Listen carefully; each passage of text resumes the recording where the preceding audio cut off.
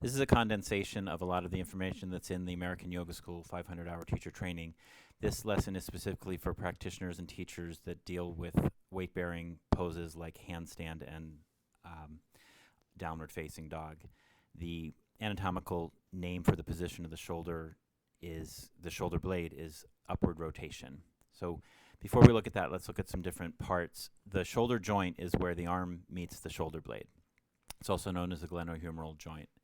It's made up of the humerus, that's the arm bone, the shoulder blade, which is called the scapula, and then the place that they meet is called the glenoid cavity, and that's why it's called the glenohumeral joint. It's where the humerus meets the glenoid cavity.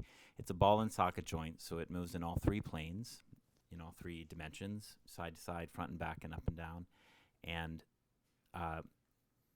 those are the sagittal, coronal, and transverse planes. These are the movements. This is called flexion, and that's what we're mostly going to deal with today. This is extension, when the arm moves behind the body. Abduction is when the arm goes out to the side. Adduction is when it comes in toward the midline and beyond the midline. Here the shoulders are also in flexion. External rotation is sometimes taught in downward facing dog, but that's not strict external rotation, although there's some there. The little line drawing shows what would be rotation of the shoulder joint itself without movement of the shoulder blade. That'll make more sense when we look at how the shoulder blade moves. Internal rotation is the opposite. We don't do it a lot in asana. We do it when we're wrapping. Okay, so then the shoulder girdle is the platform for the shoulder, and the shoulder joint it's on a very, very mobile platform. It moves around. That platform is made of the top of the breastbone. That part is not very mobile, but then the collarbone, which is attached to the breastbone and is highly mobile, and then the shoulder blade itself. So it's really the shoulder blade and the clavicle that are the mobile things that support movement of the arm. And that platform, it's very important to understand, moves around quite a bit. This is probably the most important part of this lesson, is to know that the platform itself does move and should move. Here's another, just a top view of it, the breastbone, the collarbone, and the shoulder blade. And then just like the shoulder joint, the scapula have movements themselves. This is protraction when they spread apart, like in arm balances. Retraction is when they come toward each other. Sometimes we do that in something like camel pose. Elevation, we don't really lift the shoulder. This is when the whole shoulder blade lifts up toward the head. The only time we would do that would be to prevent it from moving too far away from the head, although there aren't very many, I can't think of any examples of that in asana. Depression is when we pull the shoulder blade away from the head, which we really only need to do, again, when the entire shoulder blade is moved too high, which it does sometimes, and because it does, that's actually the root of the big problem that we're going to look at in this lesson. Then the other thing that the shoulder blades do is that they rotate, and they rotate like spinning pieces of slices of pie on the back, and we name the rotation according to whether that inferior angle that's labeled there, where that moves. So there's downward or medial, and there's upward or lateral rotation, two kinds.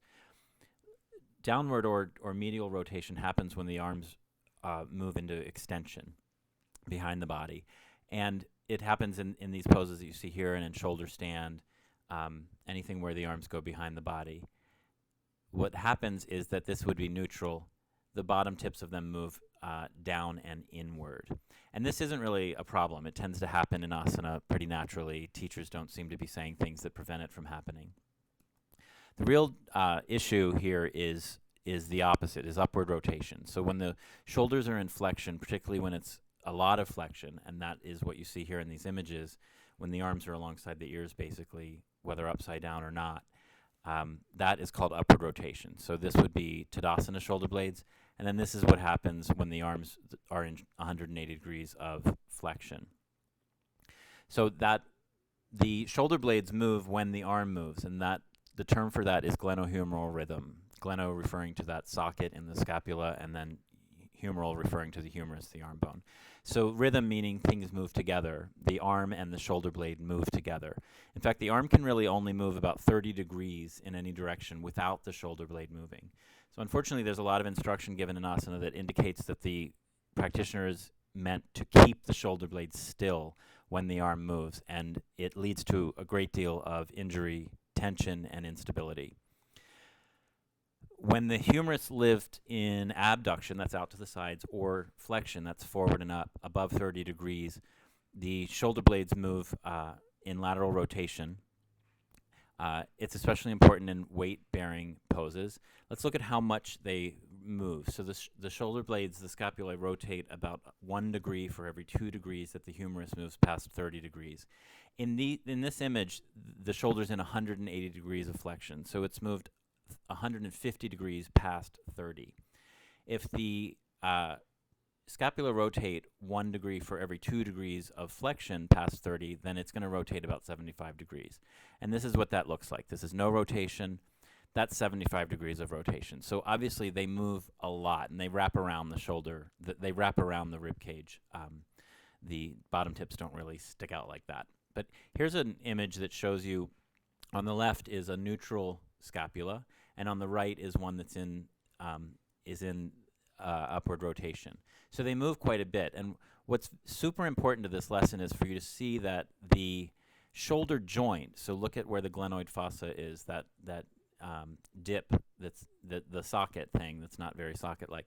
It's much higher when the shoulder blade goes into upward rotation. Instructors often say to pull the shoulders away from the ears, and you can see that the shoulders in their natural pattern of movement do lift up. But the bottom, the inner edge of the shoulder blade, the inner corner of the shoulder blade, that does move away from the head.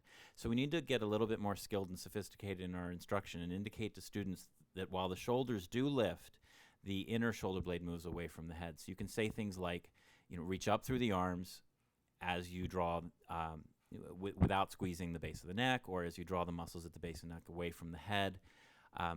What's interesting is that with beginners that have never been told to pull the shoulders away from the head, this is how their shoulder moves. You don't have to teach it to them.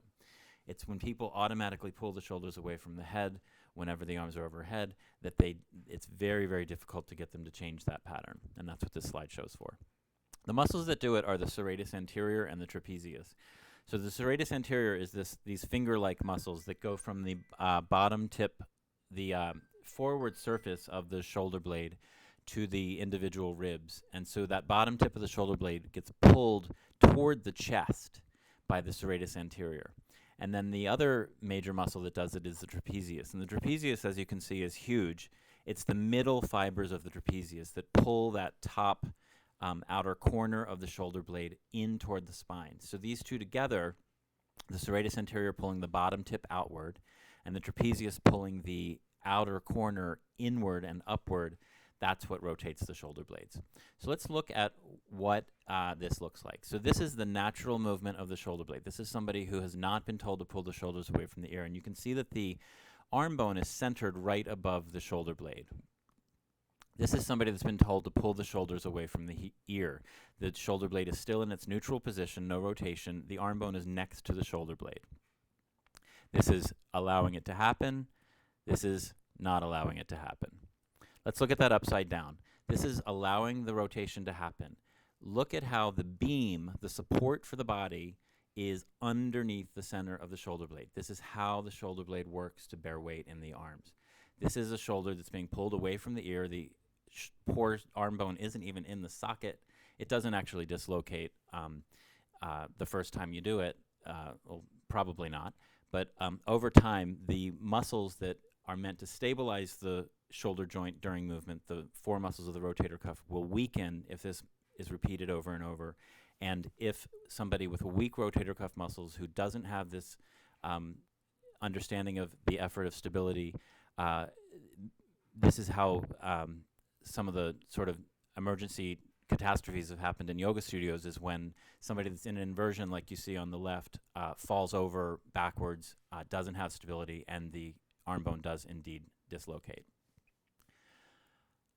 This is an inversion allowing it to happen the way it's meant to happen. This is when the shoulders are pulled away from the ear. So that was, in under 10 minutes, which was my goal, the glenohumeral rhythm, upward rotation of the scapula. For more, take our teacher training, AmericanYogaSchool.com.